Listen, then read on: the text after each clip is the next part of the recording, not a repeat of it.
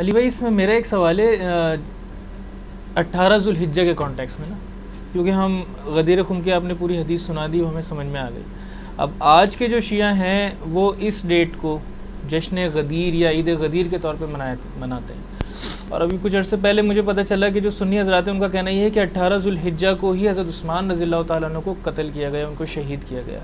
اب جب ہم بات کر رہے ہیں کہ کامن ٹرمز پر آئیں اور کچھ ایسی بات کریں کہ ہمیں ہم آہنگی پیدا ہو اور ہم مسلمان کے طور پر آگے بڑھیں، تو جب اس قسم کی چیزیں سامنے آتی ہیں تو اس میں ایک ساتھ مل کر چلنا مشکل نظر آتا ہے. کیوں؟ تو پہلے تو یہ بتائیں کہ یہ 18 ذوالحجہ کو حضرت عثمان کا شہید ہونا ثابت ہے یا نہیں؟ ثابت ہو یا نہ ہو اس سے کوئی فرق نہیں پڑتا، اس لیے کہ غدیر خم کا واقعہ حضرت عثمان کی شہادت سے بہت پہلے ہوا ہے، صحیح. تو اس سے کیا فرق پڑتا ہے؟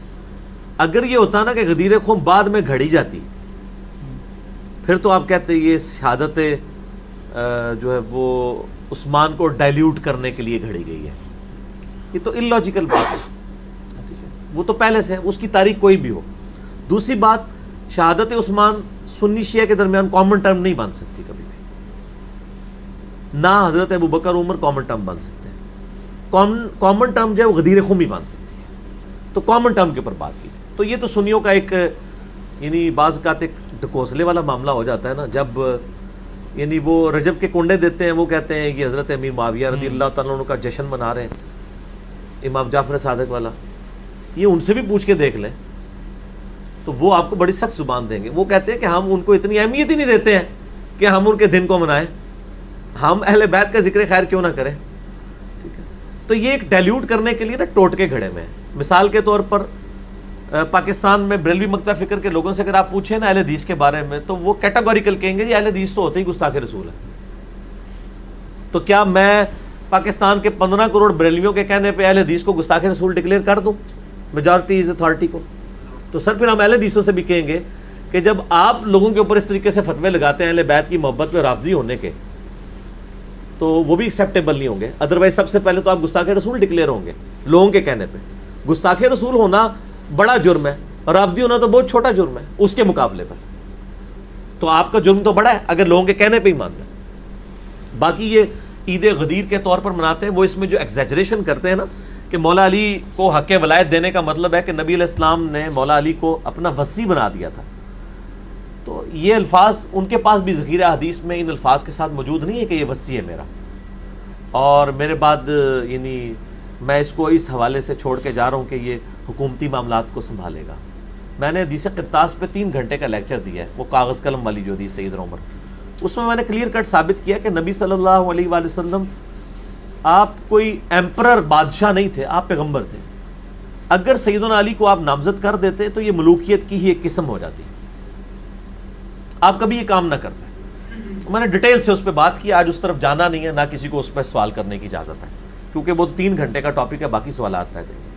مسئلہ 55B میرا یوٹیوب پہ جا کے لکھیں 55-B- مسئلہ تو وہ کھل جائے گا. نبی صلی اللہ علیہ وآلہ وسلم کے بچوں کی جگہ تھے سیدنا علی، اگرچہ وہ ہر لحاظ سے کیپیبل تھے لیکن نبی صلی اللہ علیہ وآلہ وسلم اس چیز کا بھی اہتمام کرتے تھے کہ میری وجہ سے کوئی ایسا طریقہ جاری نہ ہو کہ لوگ اس کی پھر پلی لینا شروع کرتے ہیں. ٹھیک ہو گیا؟ تو یہ جشن غدیر وہ اس حوالے سے مانتے ہیں کہ وہ سیدنا علی کو نبی علیہ السلام نے ایک اسپیشل پروٹوکول دیا اور ان کے بقول وصی بنا دیا. تو اس میں ہم اکثر کہتے ہیں کہ اگر یہ وصی بنانا ہوتا تو غدیر پہ یہ خطبہ نہ ہوتا بلکہ حجۃ الوداع پہ ہوتا جہاں پوری امت جمع تھی. یہاں تو صرف اہل شام اور اہل مدینہ رہ گئے تھے، انہی کو اصل میں ڈرایا جا رہا تھا کہ تم لوگ سیدنا علی کے خلاف نہ کھڑے ہونا صفین کے اندر، لیکن انہوں نے پھر خیال نہیں کیا. اس سے زیادہ کچھ نہیں ہے. ٹھیک ہو گیا؟ اہل تشیع ویسے سوال تو کرتے ہیں کہ آپ کے حدیثیں موجود ہیں، آپ حدیثوں کو بھی مانتے ہیں، تو کیا غدیر خم سے ولایت اور خلافت ثابت نہیں ہوتی؟ میں نے بتا دیا نا کہ اس کے اوپر 55B دیکھ لیں. ولایت تو ثابت ہے، حق ولایت تو مانتے ہیں، کون نہیں مانتا؟ پوری امت ان کو ایک عظمت کا درجہ دیتی ہے. حق ولایت کا مطلب اگر یہ لیا جاتا ہے کہ وہ نبی علیہ السلام کے بعد خلیفہ چنے گئے ہیں اور اس کے لیے وہ پلی لیتے ہیں بخاری اور مسلم کی اس حدیث سے جو بخاری مسلم دونوں میں ہے کہ اے علی تیری میرے ساتھ وہی نسبت ہے جو ہارون کی موسیٰ علیہ السلام کے ساتھ، مگر میرے بعد کوئی نبی نہیں ہے. تو ہارون علیہ السلام تو موسیٰ علیہ السلام کی زندگی میں ہی فوت ہو گئے تھے، وہ حضرت موسیٰ کے خلیفہ بنے ہی نہیں ہیں. حضرت موسیٰ کے خلیفہ جوشوا بنے ہیں، یوشع ابن نون. اس میں صرف یہ تھا کہ اس میں الفاظ موجود ہیں کہ تبوک کے موقع پر آپ صلی اللہ علیہ وآلہ وسلم پہلا اور آخری موقع تھا کہ سیدنا علی کو چھوڑ کے جا رہے تھے، ساتھ نہیں لے کے جا رہے تھے، تو انہوں نے رونا شروع کر دیا کہ میں تو نبی علیہ السلام کے ساتھ جاؤں گا. آپ نے فرمایا تو اس پہ خوش نہیں کہ تیری میرے ساتھ وہی نسبت ہے جو ہارون کی موسیٰ کے ساتھ، مگر میرے بعد کوئی نبی نہیں.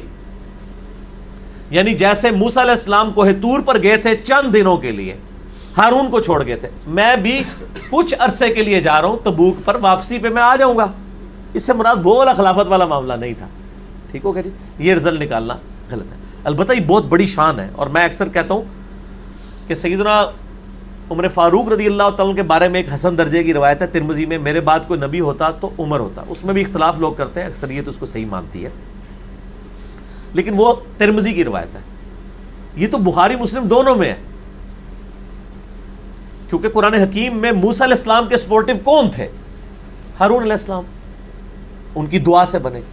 اس لیول کا سپورٹیو نہ حضرت ابو بکر تھے، نہ حضرت عمر تھے، نہ حضرت عثمان تھے نبی علیہ السلام کے لیے علیہم السلام اجمعین ورضی اللہ عنہم اجمعین. حضرت علی تھے. ٹھیک ہو گیا؟ اسی طریقے سے میں نے آپ کو بتایا کہ سنی کس طرح معاملات کو ڈائلیوٹ کر جاتے ہیں کہ مسلم شریف کے اندر حدیث ہے حضرت علی کے فضائل کے چیپٹر میں، بخاری میں موجود ہے، مسلم والا طریق میں پڑھ رہا ہوں کہ غزوہ خیبر کے موقع پر آپ نے فرمایا کل میں اس شخص کے ہاتھ میں جھنڈا دوں گا جو اللہ اور اس کے رسول سے محبت کرتا ہے، اللہ اور اس کا رسول اس سے محبت کرتے ہیں. صحابہ کہتے ہیں ہم پوری رات سوئے نہیں اس فکر میں کہ یہ خوش نصیب کون ہوگا. اور حضرت عمر کے الفاظ ہیں صحیح مسلم کے اندر، یہ پہلا موقع تھا کہ مجھے رشک ہوا کہ کاش وہ شخص میں ہوں، اور کہتے ہیں میری تڑپ میرے دل میں ہی رہ گئی. حضرت علی کو نبی علیہ السلام نے وہ جھنڈا دیا، تو حضرت علی پہ رشک کرتے تھے سیدنا عمر. ہمیں ایک جعلی روایت وہ سنن کبری البیہقی سے بتائی گئی ہے، جس کو البانی بھی کہتے ہیں کہ یہ جعلی روایت ہے، جھوٹی، ضعیف نہیں جھوٹی. شیخ زبیر صاحب بھی اسے ریجیکٹڈ روایت مانتے ہیں. وہ جی حضرت عائشہ ایک دفعہ کہنے لگیں یا رسول اللہ صلی اللہ علیہ وسلم یہ آسمان کے برابر کسی کی نیکیاں ہیں؟ تو آپ نے فرمایا عمر کی رضی اللہ تعالیٰ عنہ. تو ان کا میرا باپ، ان کا تیرے باپ کی تو ایک رات کی غار ثور کی نیکیاں عمر کی ساری نیکیوں سے بڑھ کے ہیں. یہ جعلی روایت گھڑی گئی تھی. اور پھر اس کے بعد جی حضرت عمر کہتے تھے ابو بکر سے کہ مجھ سے پوری زندگی کی نیکیاں لے لو. حضرت عمر جو کچھ کہتے رہے وہ مسلم شریف میں لکھا ہوا ہے کہ مجھے علی پر رشک کرے گا. سر جب ہم یہ باتیں کرتے ہیں تو لوگوں کو کڑوی لگتی ہیں.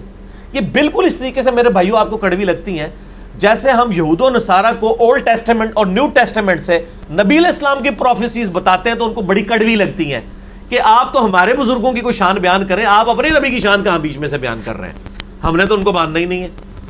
یہاں پہ بھی یہی ہوتا ہے نا. ٹھیک ہوگا. تیسری حدیث غدیر خم. یہ وہ حدیث ہے جو ابھی جشن غدیر خم بھی منایا جا رہا تھا پچھلے ہفتے 17 ذوالحجہ کو، کہ آپ صلی اللہ علیہ وسلم نے حجۃ الوداع سے واپسی پر مکے سے مدینہ آتے ہوئے خم نامی گاؤں میں ایک جگہ پڑاؤ کیا. اور یہ حدیث غدیر خم کی حدیث اتفاقی اور اجماعی حدیث ہے اہل سنت اور اہل تشیع کے ہاں. صحیح مسلم میں اوپر تلے سیدنا علی کے فضائل والے چیپٹر میں 4 حدیثیں ہیں، 6225، 6226، 6227، 6228. یہ غدیر خم کی حدیث جامعہ ترمذی میں بھی، سنن ابن ماجہ میں بھی، مسند امام احمد میں اور بڑی کتابوں میں موجود ہے. صحیح مسلم کے الفاظ میں یہاں پر پڑھوں گا. آپ صلی اللہ علیہ وسلم کے لیے اونٹ کے پالان کا ممبر تیار کیا گیا. مکے سے مدینے آتے ہوئے آپ صلی اللہ علیہ وسلم نے اپنی وفات سے 2.5 مہینے پہلے حجۃ الوداع کے بھی بعد کا یہ خطبہ ہے، بڑا امپورٹنٹ خطبہ، اور الفاظ یہ ایسے کنکلوڈنگ ہے. آپ صلی اللہ علیہ وسلم نے ارشاد فرمایا، اے لوگو آگاہ ہو جاؤ، میں بھی ایک انسان ہوں. قریب ہے کہ اللہ کا قاصد یعنی موت کا فرشتہ میرے پاس آئے اور میں اس کی دعوت قبول کر لوں. میں اپنے بعد تم میں 2 بھاری چیزیں چھوڑ کر جا رہا ہوں. ان میں سے پہلی چیز اللہ کی کتاب ہے، اس میں ہدایت ہے، اس میں نور ہے. تم اللہ کی کتاب کو پکڑو، اپنا تعلق اس کتاب کے ساتھ مضبوط کرو. اللہ کی کتاب اللہ کی رسی ہے، جو اس کو پکڑے گا وہ ہدایت پر ہوگا، جو چھوڑ دے گا گمراہ ہو جائے گا. وَاعْتَصِمُوا بِحَبْلِ اللَّهِ جَمِيعًا وَلَا تَفَرَّقُوا، جو سورہ آل عمران میں ہے. اللہ کی رسی کو مضبوطی سے پکڑ لو اور فرقہ واریت میں مت بٹو. یہ ہے اللہ کی کتاب، اللہ کی رسی. پھر زید بن ارقم کہتے ہیں آپ صلی اللہ علیہ وسلم ہمیں بار بار ابھارتے رہے، اللہ کی کتاب، اللہ کی کتاب، اللہ کی کتاب. روحانی خلیفہ تھی ظاہر ہے.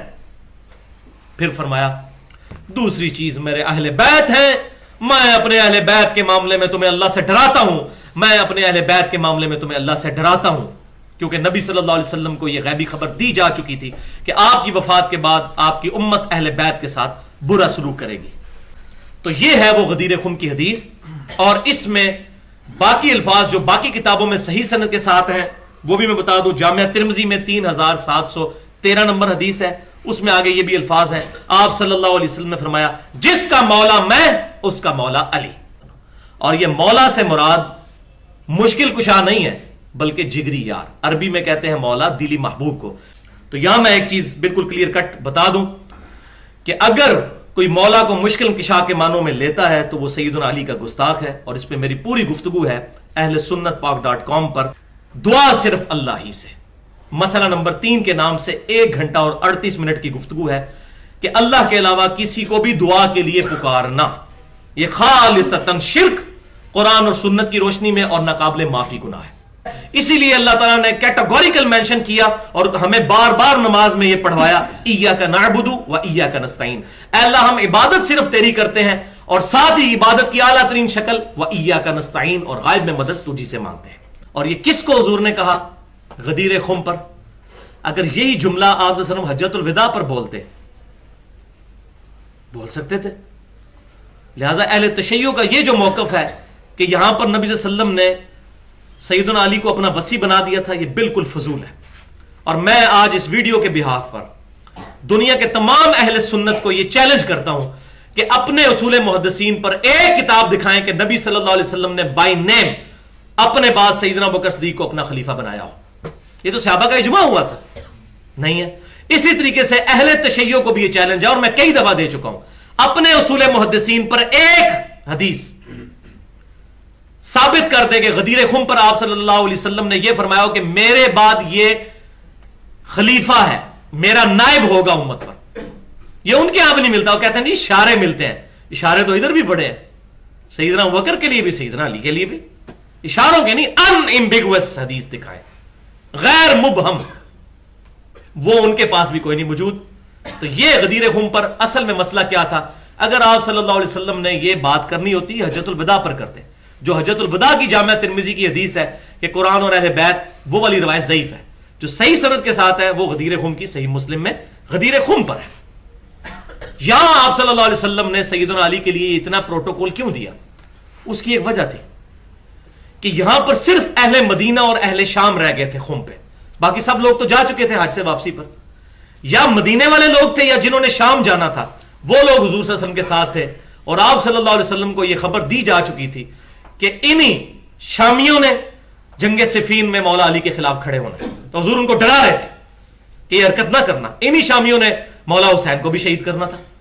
فرمایا میں اہل بیت کے معاملے میں اللہ سے ڈراتا ہوں، یہ نہیں کہا اہل بیت کو پکڑنا کتاب اللہ کو ہے، یہ روحانی خلیفہ، اہل بیت کے معاملے میں ڈراتا ہوں۔ انہی شامیوں نے یہ کام کرتا، اور مدینے والوں کو کیوں؟ کہ مدینے میں پھر بعض لوگ سیدنا عبداللہ بن عمر اور باقی لوگ بچارے اپنی شرافت میں اس وقت نیوٹرل ہو گئے۔ صحیح بخاری اور صحیح مسلم کی متفقن علیہ حدیث ہے کہ آپ صلی اللہ علیہ وسلم نے فرمایا غزوہ تبوک کے موقع پر آپ صلی اللہ علیہ وسلم سیدنا علی کو پیچھے عورتوں اور بچوں کے پاس مدینہ شریف چھوڑ گئے۔ سیدنا علی نے رونا شروع کر دیا کہ یا رسول اللہ مجھے بھی ساتھ لے جائیے۔ تو آپ صلی اللہ علیہ وسلم نے ان کو تسلی دیتے ہوئے ارشاد فرمایا اے علی تم اس بات پر خوش نہیں کہ تمہاری میرے ساتھ وہی نسبت ہے جو ہارون علیہ السلام کی موسیٰ علیہ السلام کے ساتھ تھی، مگر میرے بعد کوئی نبی نہیں۔ یعنی موسیٰ علیہ السلام جب کوہ طور پر گئے تھے تو اپنی جگہ سیدنا ہارون علیہ السلام کو اپنا خلیفہ چھوڑ گئے تھے، تو تم میرے خلیفہ ہو اہل مدینہ پر، لیکن یہ زندگی میں خلیفہ، وفات کے بعد کے لیے نہیں، زندگی میں ہجرت کے موقع پر بھی آپ صلی اللہ علیہ وسلم نے سیدنا علی کو اپنے بسترے پر لٹایا تھا۔ اور یہاں پر ایک علمی بات بھی سن لیجئے، سیدنا ہارون علیہ السلام سیدنا موسیٰ علیہ السلام کے خلیفہ وفات کے بعد نہیں بنے، کیونکہ سیدنا ہارون علیہ السلام سیدنا موسیٰ علیہ السلام کی زندگی میں ہی فوت ہو گئے تھے۔ لہٰذا اس سے اگر کوئی یہ کہتا ہے کہ سیدنا علی خلیفہ تو رسول ہے تو یہ دلیل فیک ہے۔ سیدنا ہارون علیہ السلام خلیفہ نہیں بنے موسیٰ علیہ السلام کے وفات کے بعد، کیونکہ وہ ان کی زندگی میں فوت ہو گئے تھے۔ سیدنا یوشع ابن نون بنے ہیں، وہ پوری ڈیٹیل جو ہے وہ تورات کے اندر ملتی ہے، اور ہماری بھی حدیث کی کتابوں میں صحیح بخاری اور صحیح مسلم میں اس کے اشارے موجود ہیں۔ حضور نے کبھی بھی مولا علی کو بنانا ہی نہیں تھا، کہ جس نبی نے اپنی اولاد کے لیے صدقے کو حرام کر دیا ہے وہ کبھی ملوکیت یہ شروع نہیں کرے گا، چاہے وہ حقدار بھی تھے، فضائل تھے، ہر لحاظ سے کم نہیں تھے کسی اعتبار سے بھی، لیکن نبی صلی اللہ علیہ وسلم یہ کام نہیں شروع کرنا چاہتے تھے کہ بعد میں دلیل بنے. یہی ابو بکر نے نہیں کیا. 2 بیٹے جوان موجود تھے، محمد بن ابی بکر، عبد الرحمن بن. سیدنا عمر نے نہیں کیا. عبداللہ بن عمر بخاری مسلم میں رجل صالح موجود تھے، فرمایا ابن عمر کو مشورے میں شامل کرنا، صحیح بخاری میں، لیکن اس کو خلیفہ نہ چننا. بعد میں کسی نے کوئی خوف نہیں کیا.